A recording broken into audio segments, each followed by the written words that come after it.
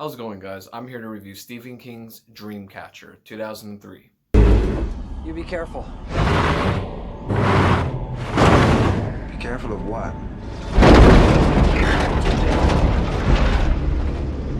The plot begins with five characters, or four characters, should I say, and in their young childhood, they make friends with a special kid named Dutz, and what they don't know is that Dutz is actually an alien disguised as a human. So he's an alien from another world, of course, blah, blah, blah. So, but the kids or the group of boys, they don't know that yet. So when they get to know him, of course, they become very close with him, and Dutz become very close with the boys. And he then shares his powers, his telepathy powers, his psychic mind reading powers, and that's where the past events ends there. As the boys become men, so the four group of men, when they grow up, they still have the power. They still read people's minds. They still have telepathy. They can still sense the future. So they can sense all this stuff still. But when something mysterious is happening, and they don't know what it is, but when something mysterious is happening, they decide to go into a loft, a cabin in the snow in the middle of nowhere. And this is where things get a little weird. As they're having fun, having a celebration, drinking, and throwing cheers towards Dutz, even though Dutz is not with them, they have a Dreamcatcher with them, and then the Dreamcatcher, obviously, it's an Indian charm that takes away the nightmares away from you. That's what it resembles. To the Duds. To Douglas Cavell. To Dadits. A web of mystery. So as the boys are doing their own little thing, they then stumble upon some weirdness in the woods, in the snow. They meet these two other characters, and these two characters, they seem a little bit odd and weird. They seemed very disfigured. They have like red spots on their face. They keep farting a lot. They have gas. They keep burping. They don't know what is up with them. Of course, things get bloody from there. As it turns out, what's living inside of their body is like a worm alien. It's like an alien snake that comes out of their ass.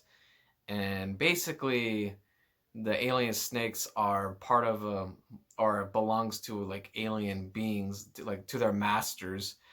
So humanoids, and they look like gray aliens, the aliens that we know and love. And it's just so, it's weird. Like, this movie is just fucking. When Alien shows up, of course, you have all the other animals in the wilderness. They get the same kind of disease what the two characters have. They run away from something. Of course, they don't know, like, the characters, they don't know what they were running from. And of course, you have helicopters everywhere. And one of the other characters that's in the helicopter is Morgan Freeman. And they're part of an agency that, of course, that is trying to discover and capture these alien life forms and what's causing this virus.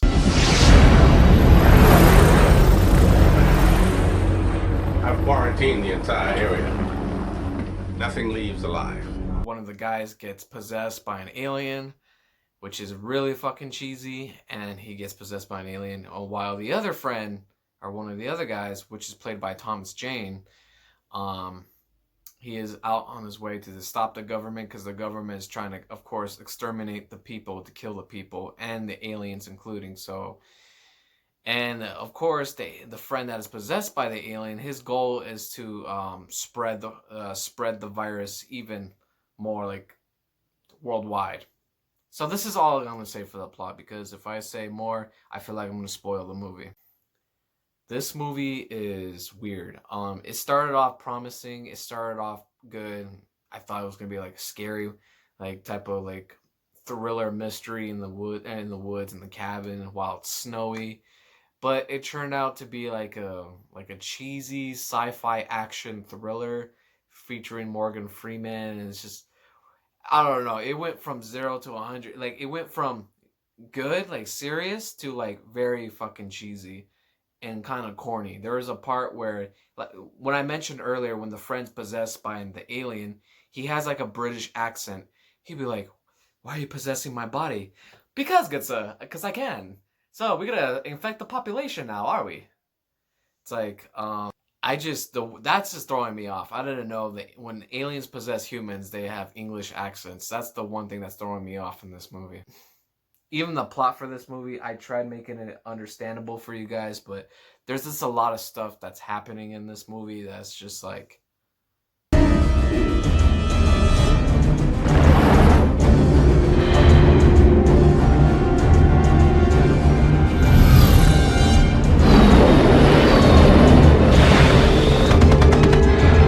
disappointing. It started off good, but disappointing. So if I had to rate this movie, I would rate this movie a 5 out of 10. It was just meh.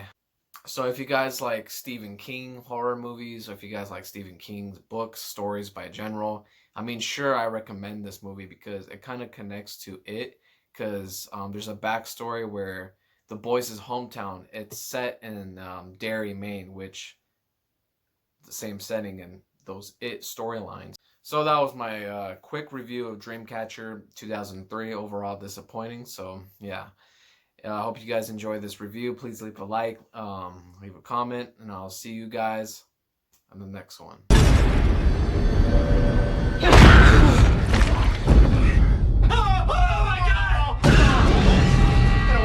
Jonesy. Man, I can't see this. On March 21st, evil slips through. What do you want? Come with me, Owen. I'll show you things you wish you'd never seen.